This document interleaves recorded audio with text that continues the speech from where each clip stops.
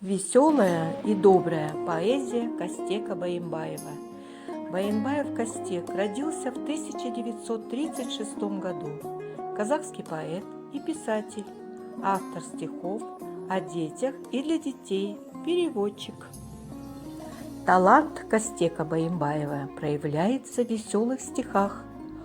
Он чувствует, что смех – самая короткая дорожка к сердцу читателя, особенно ребенка. Почти каждое стихотворение поэта содержит долю юмора. Он не упускает случая им воспользоваться. Веселая простота его стихов заставляет даже самых серьезных читателей забыть о своей серьезности и улыбнуться. Им смешно, и они смеются, частенько не замечая, что смеются над собой.